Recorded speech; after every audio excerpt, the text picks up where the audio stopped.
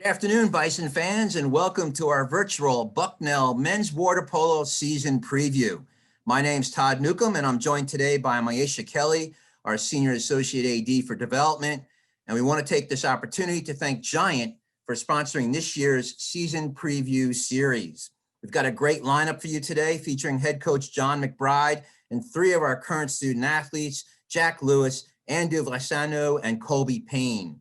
Time now to welcome in Coach John McBride, who's in his 10th season at the helm of the men's and women's programs. He's led the program to the MAWPC title in 3 of the past 4 years, including an impressive 23-9 campaign in 2019 that featured the men's first NCAA tournament win since 1985. Thanks for joining us today, Coach McBride. Thanks for having me. We'd like to set the stage a bit with some questions from Maisha regarding your program's return to competition. So I'm going to turn it over to Maisha. Thanks, Todd, and welcome to our audience. And Coach McBride, it is great to see you. It's good to see you. Long time. Long time, too long, but so excited to have you and your student athletes back here on campus and talking about a season. So with that, as Todd mentioned, last time you competed was in the NCAA tournament. So California. We were out there 409 days ago. So how good does it feel to be back for you, your staff, and the student athletes being Kinney Natatorium once again? It's unbelievable. Yeah, the guys had, I think, about 10 practices before spring break in 2020, and we haven't been together or competed since then. I mean, they came back in first semester last year, and we were able to do some small group stuff, but we never really got to do anything related to water polo. So to be on the deck and have everybody around and be in the pool and coach has just been a relief, at least for me. I'm having to actually relearn how to coach. I don't know if that makes sense, but I'm out of coaching shape. My legs hurt on the deck, around and constantly stretching and you know, I haven't used my brain really in that long, and during this whole break, I've been going to sleep at midnight and waking up and, just with nothing to look forward to each day. And now after practice, I'm asleep by 8:30 and, it's been great. I'm finally tired enough to go to sleep. So, but it's exciting to have the guys back, new team, new year, obviously.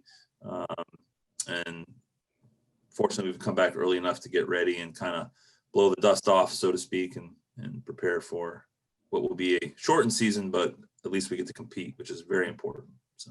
Yeah, great. Let's talk about the coming back piece. So needless to say, extensive planning has had to go into place and preparation. Share with the audience some of the protocols that your team, your staff has to go through daily in order to be in this position to return to play. Yeah, so, kudos to Bucknell, first of all, for having us back, because a lot of schools didn't come back. I think we only have 6 teams in our conference that are actually competing this year.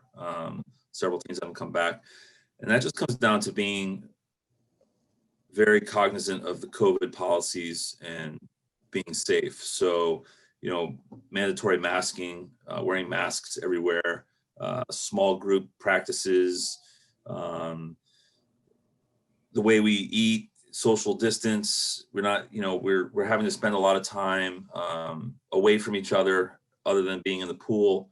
But these are all things that are going to allow us to compete and play. So as much as it sounds like a little bit of a pain, it's really just a small price to pay to have to compete. I mean, we would pretty much do anything we had to do in order to get in the pool and train and play. So to complain about it is a waste of emotion, and it's useless. But the guys, there's been, because they haven't been in the water so long, water polo is not a sport that you can just jump in and go 100%. There's been, they're definitely out of shape. And so it's taken some time normally we would jump in on a regular season, we would get in August and we'd go hard for a week and then we'd start playing right away. Now it's, and 3/4 of the way through the season, we're really only at about 80% of being in shape. We're not really 100% in shape until we get towards the end of the season. So now we're starting at about 80% of 80%. So we're coming back at like, the guys are coming back like 15-20% of being where they need to be, which is not typical, because normally they come back at about 80% of where we need to be, and we kind of stay there for a while until we get in much better shape. But so it's been a longer process of getting them in shape so they're not getting injured. So whatever we have to do, I mean, it's just one of those things. So but I know the guys are excited to be back. So if I told them they had to do headstands and that was gonna from getting COVID, they'd do it. So Well, we know that there are certainly the protocols between weekly testing and all the various things that the department and university are adhering to for the health and safety is paramount.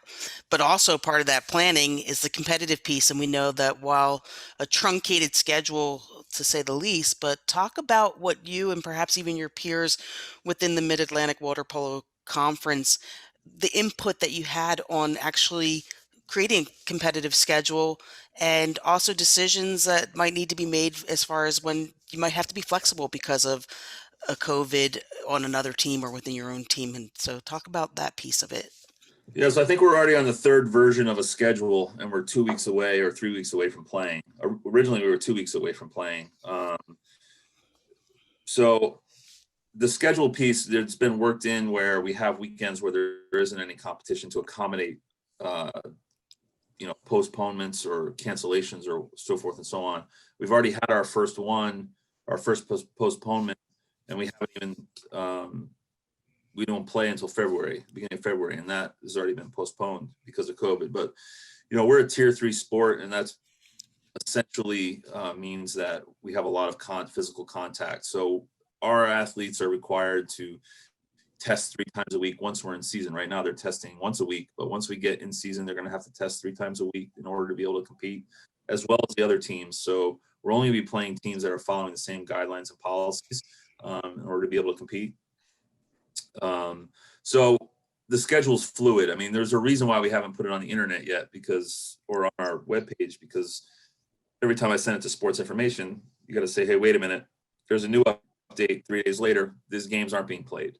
So I think we just got to kind of roll with the punches, take it as it comes, and really our peers or our other schools have built that flexibility into their training as well. So if we need to go play on a Saturday that wasn't scheduled, we can go and do it. And it's there's no overnights, so we're not allowed to travel overnight. Everything's a day trip, and there's a lot of rules around the day trip to keep everybody safe. So it's a year we're not going to California, none of that. It's just we're going, playing a game, getting back on the bus, and coming back to school. So it's very limited contact with anybody. Of course, it's going to be different playing with no fans, because a lot of the schools that we go to and Bucknell have a lot of fans that come to our games, which makes the environment great. So it's going to be interesting once we get there to these pools that normally have crazy fans that are killing us in the stands, to just silence and crickets. So hopefully I don't sound too loud on the deck. I mean, I normally am pretty loud, but usually the crowd deadens my voice. So hopefully I can keep it under control. Yeah, we'll have to figure out some background noise so that we don't feel mic'd up with Coach McBride there on the deck. But always fun to hear your motivation for your student athletes. So many parameters, and perhaps some would argue sacrifices being made for staff and student athletes. Do you think that there's been a mental or physical toll on your student athletes in particular throughout this pandemic and training and preparing for the return to play? I'd like to say no. It's specifically talking about the men's team. Obviously, the women's team hasn't come back yet, but every athlete has a choice, right? They're not losing their year of eligibility. So if they're truly concerned about whether or not this is a safe environment where they can come back and they're not going to get COVID and transmit it to a loved one or grandparent, then they didn't have to come back.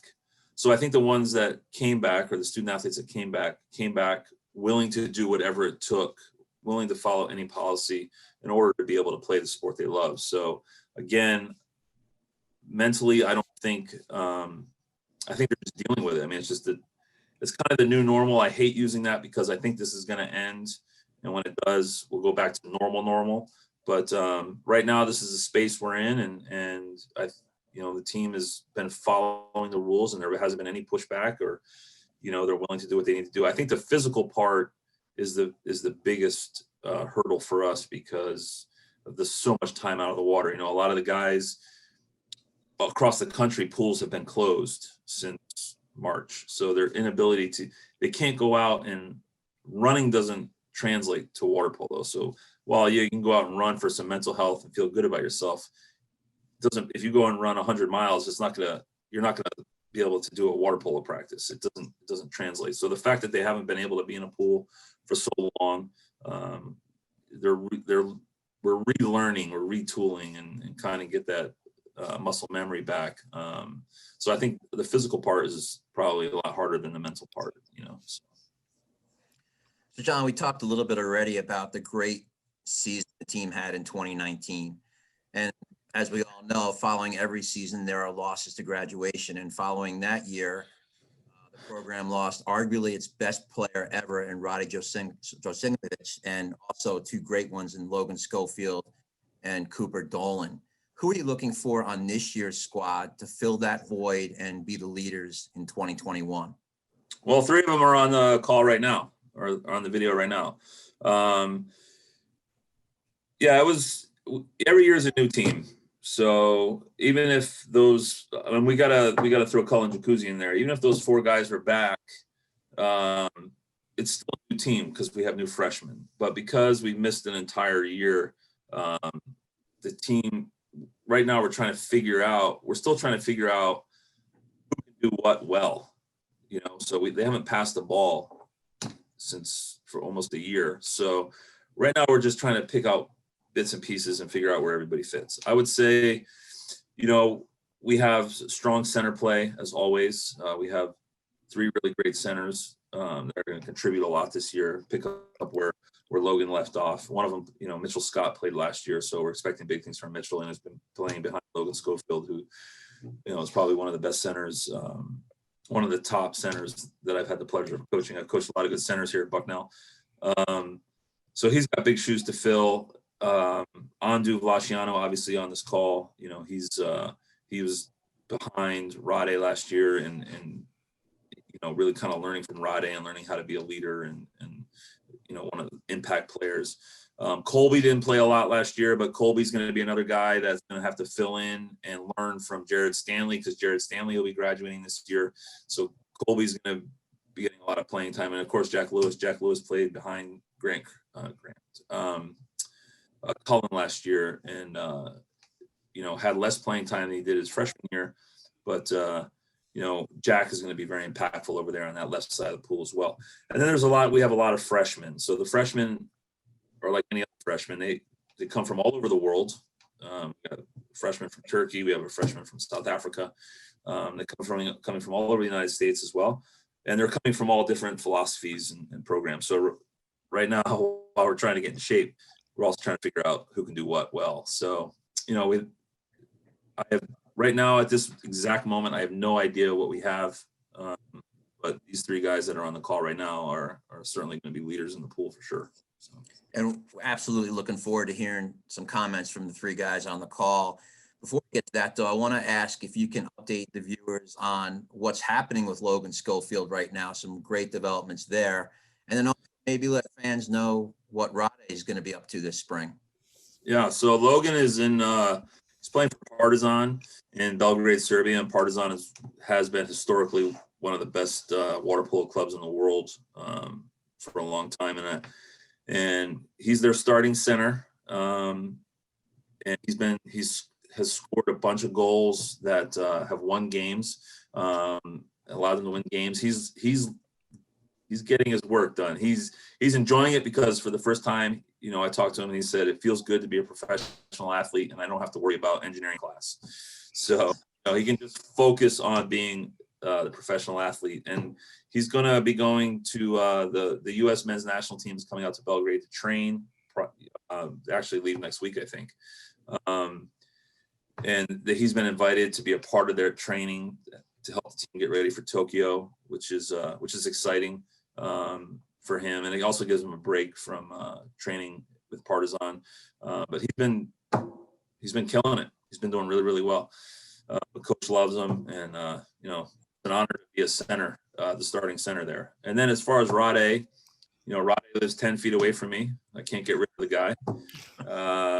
He is volunteer coaching for us. He's working as a paralegal for a law firm remotely. So he's staying here as a volunteer coach and to continue to train, because his hopes and dreams someday is to become an American citizen and hopefully make the U.S. Men's national team. There's no better place to continue your training than at Bucknell, and not because of me, but because of the facilities and, frankly, the cost of living. He's not making a lot as a paralegal, so it's a good place to be. But the facilities, his camaraderie with the guys has been great, and he's showing up and he's doing doubles every day too. So he's getting after it. So that's what he's up to. Coach, we have a question from a viewer. So this one is from John in Mechanicsburg, PA. And his question is, what do you see as the biggest obstacle for this revised season, and how will the team overcome it? That's a good question. I think the biggest obstacle is there's a couple. I think the travel is going to be a huge obstacle, because we're not normally getting up at 7 o'clock in the morning and driving 3 hours to play a game. Usually we leave the Friday night before a Saturday game and then go straight to the game.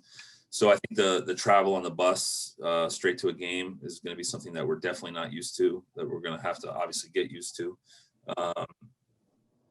And then once the game is over, we have to jump back on the bus and drive back. And the way the meals are done, we can't go to restaurants. We have to socially distance. So, fortunately, when every freshman moved in this year, or when everybody moved in this year, they got a nice foldable chair as a gift from Bucknell. So we're going to be doing a lot of parking lot meals before we get on the bus, because we're not allowed to eat on the bus. So I think the travel is going to be, interesting. And then, of course, no fans.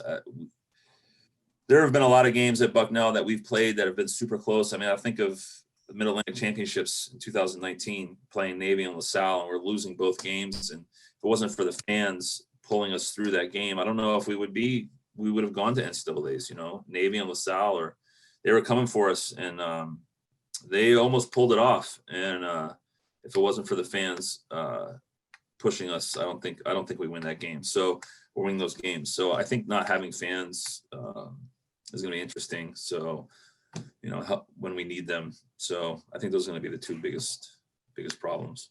So, John, I've got another viewer question. This one's from Kayan in Istanbul, Turkey.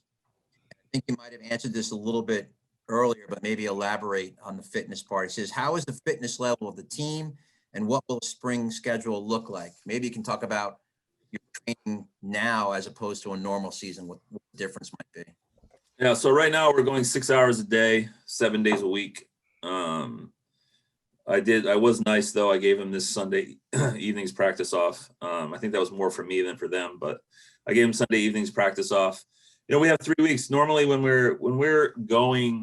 it's a regular school year, when it's a normal school year, we'll have about a week of preseason, but usually it's very spotty and we can't get the training in that we need because there's many things going on, many opportunities at Bucknell that the freshmen get to take advantage of when they get on campus, within orientation and stuff like that. So, and obviously we encourage them to be a part of all of that. So it makes the training that we get in that preseason spotty at best.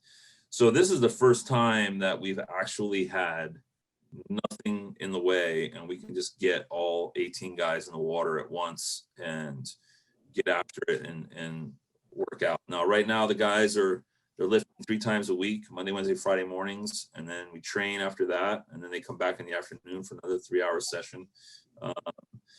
And most of the mornings have been conditioning, some loosening out, but most of it has been a lot of sprint work and strength building in the pool. And then the afternoons we've reserved for strictly water polo and doing that. So that's really been our training right now. We're doing that all the way until the start of school, which is February 1st, I believe.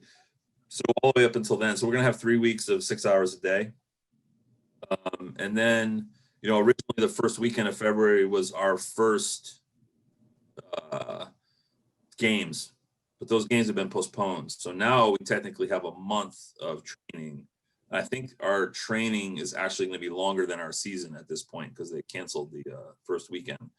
So there's no excuse not to be ready to go when the games start happening.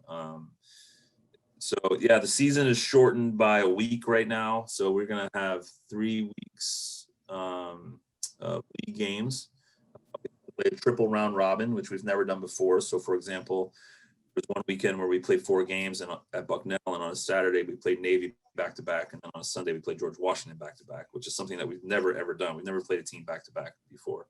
But again, we're playing, so I'm not complaining. So I'm super excited about that. But that's a different schedule. So, and because normally we'll travel and we'll play 2 games on a Saturday, 2 different opponents, and then 2 games on a Sunday, 2 different opponents.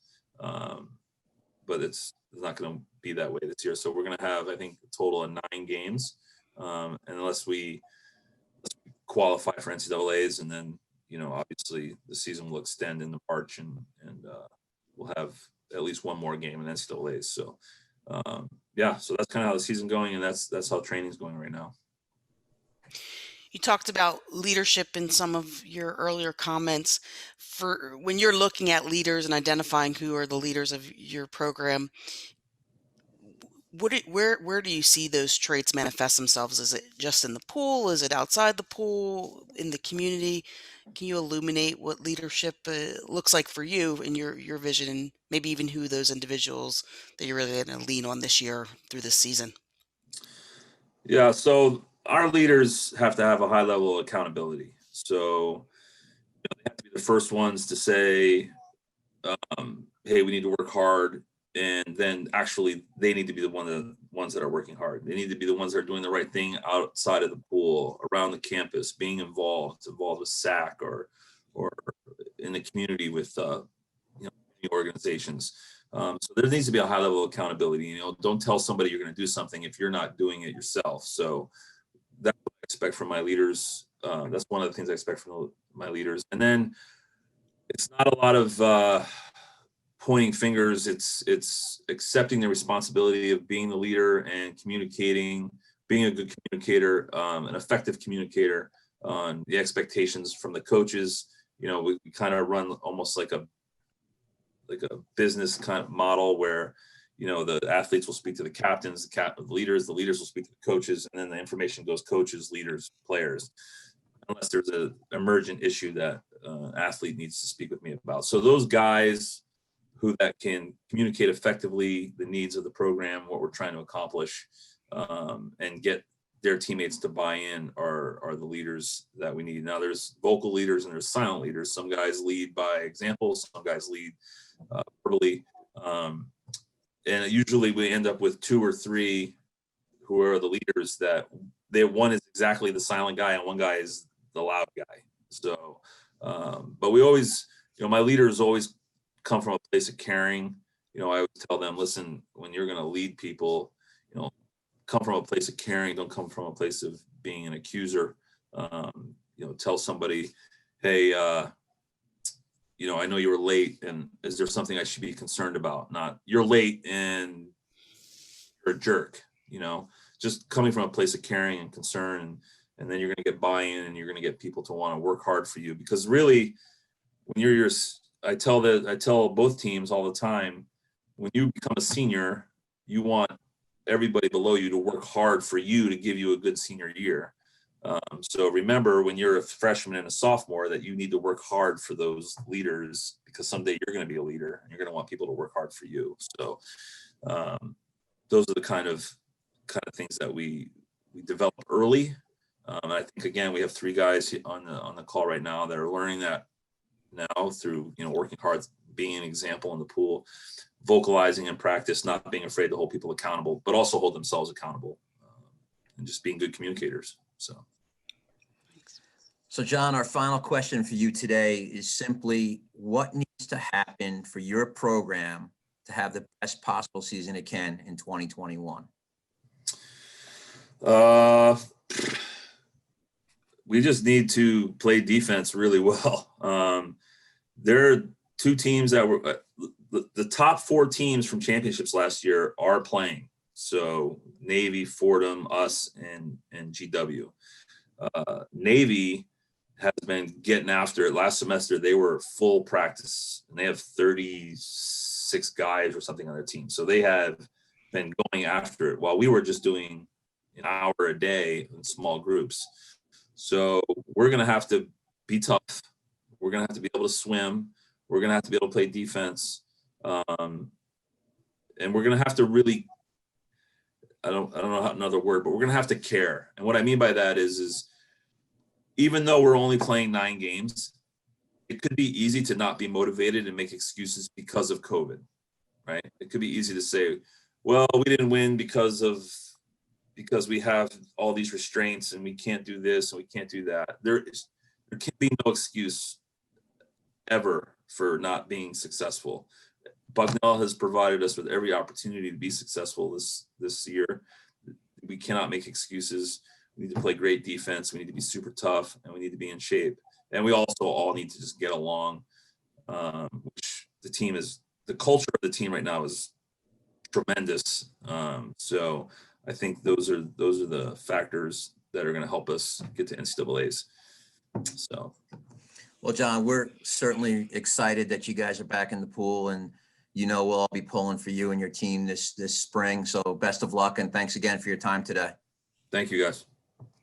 All right, so it's time now to welcome our 3 student athletes to the show. Our first guest is junior attacker Jack Lewis, who hails from Wilton, Connecticut. Thanks for joining us today, Jack. Thanks for having me.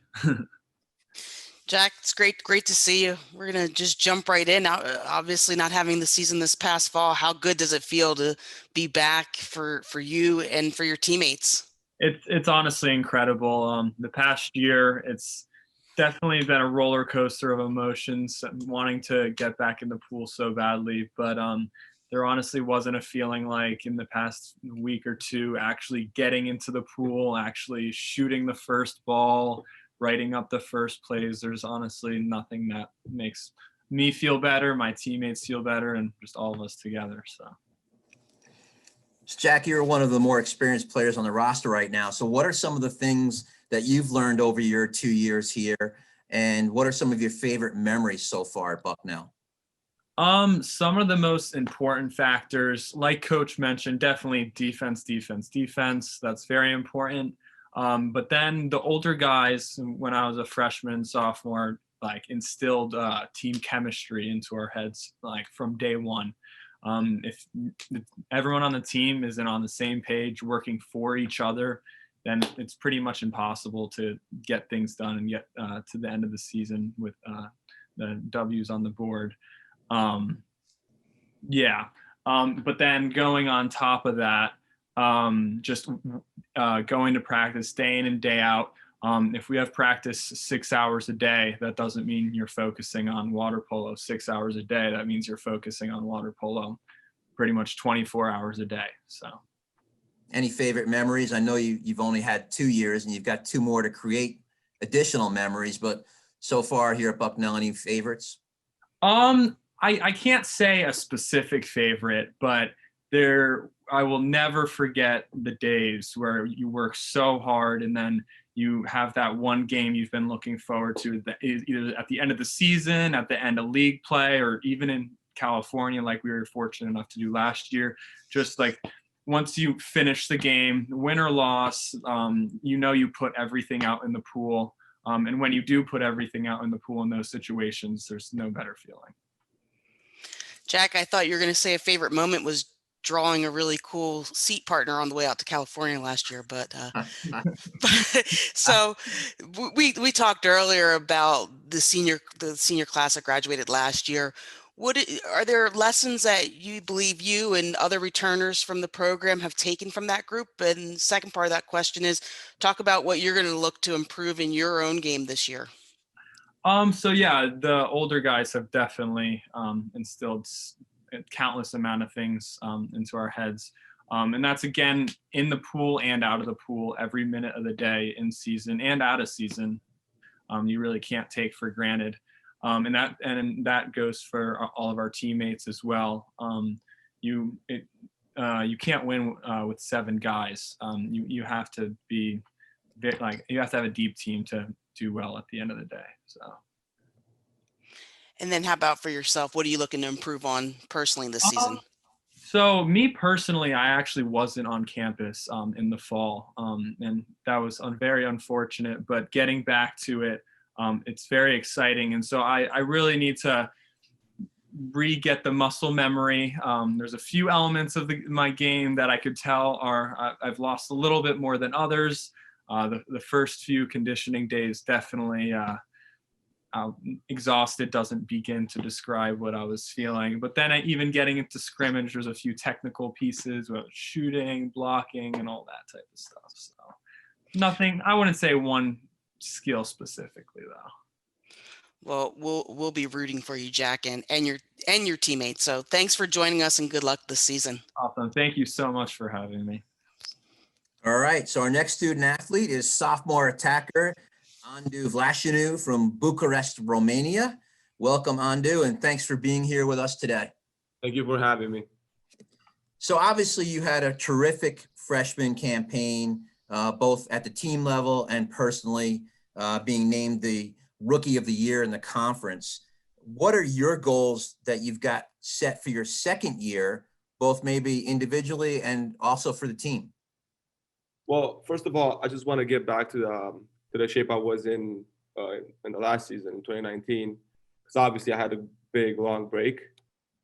And for myself, I really want to be the MVP of the championship, and I think we all just want to win this year, next year, and the year after that. We just want to win every single game.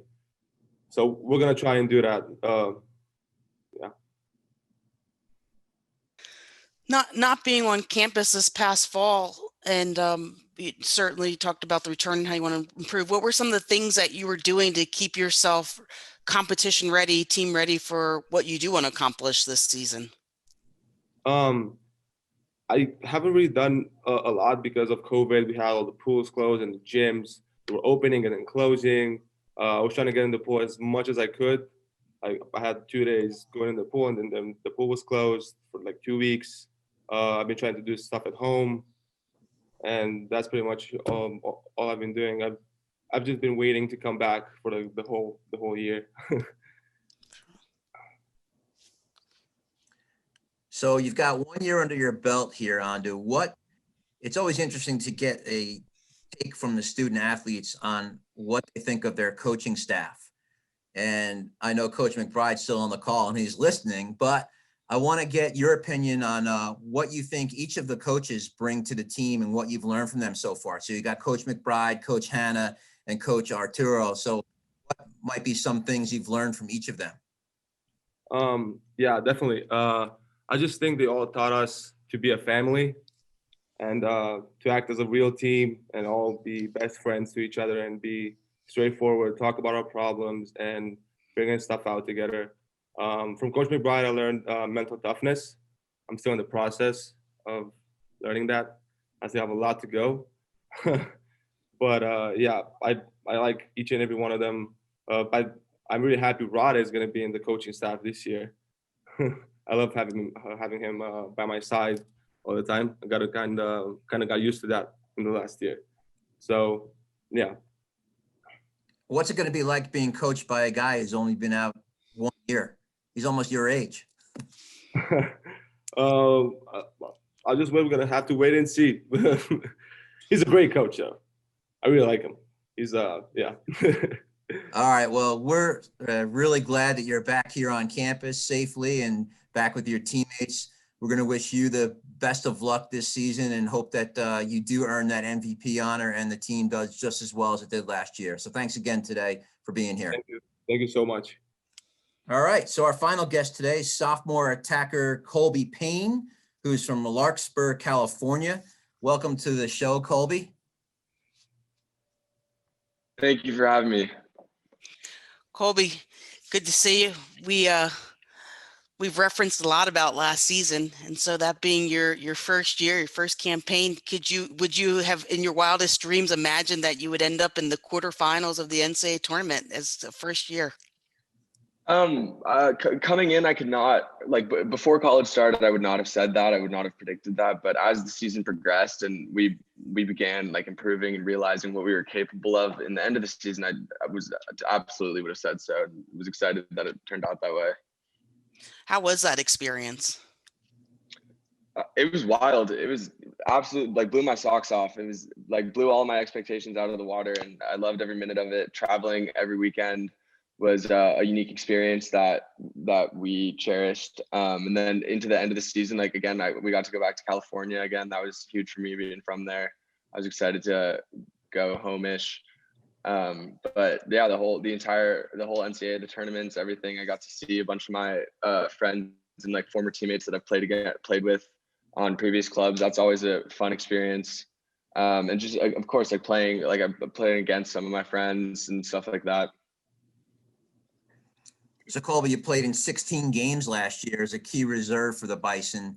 And as you mentioned, it was a fantastic year, one in which you guys have set the bar pretty high. What are you looking to improve upon in your own game this year to keep the program competing at that level? In my own game, personally, my main focus right now is my legs. Coach McBride gets on me every day for having no legs. So I need to develop legs so I can use them and to my utmost potential. Colby, many of our viewers may be unaware, but back in January 2019, you helped to save two lives of individuals who were drowning, two individuals who were drowning near a surf spot just north of the Golden Gate Bridge. Can you share what happened that day? Yeah, of course, that's right. So I was surfing on a weekend, I think, and like around when the sun was going down, and there's big waves and pretty crazy conditions, and my friends and I were just in the water, and we heard these it was two people who were sucked out in a rip current, who were pushed really like far outside of the beach, like they were sucked really far away, and they were screaming like in distress. And my friend and I and another surfer who was in the lineup, we just paddled out and got them like onto our boards and ended up like basically carrying them back through the surf to the beach to safety. And at this beach there were no lifeguards, there was no like medical response or anything. And like by the time the fire department and anybody had shown up, it was like 15 minutes after the fact, like after the time we'd already been back on the beach. And the sun was going down. It was a bad situation that they were in. But thankfully, I mean, and like people always ask me about it and are excited and stuff. But what I always say is like any of my friends would have done the same thing. Any other surfer in the lineup who like sees somebody in distress like that, it's like, I don't want to say it's like no big deal, but I don't think that we were like acting out of ordinary. I think anybody would have reacted the same. Well, it's pretty incredible, and they're really fortunate to have you there on that day, you and your friends. And we're really happy that you're back on campus with your teammates and want to wish you the best this season. And thanks for spending some time with us this afternoon now. I appreciate it. We're excited to be back. Take care, Colby. All right, a special thanks to all of our guests today. We really appreciate their time. And that's just about going to wrap up today's show. I want to thank Jeff Campbell, Cole Clunan, and Jess O'Shaughnessy for their assistance with today's event. And our next event in our season preview series, sponsored by Giant, will be this Wednesday at noon, and will feature the men's and women's cross-country programs. So as a reminder, complete schedule of the upcoming preview shows can be found at our website, www.bucknellbison.com. Good afternoon, everyone, and go Bison.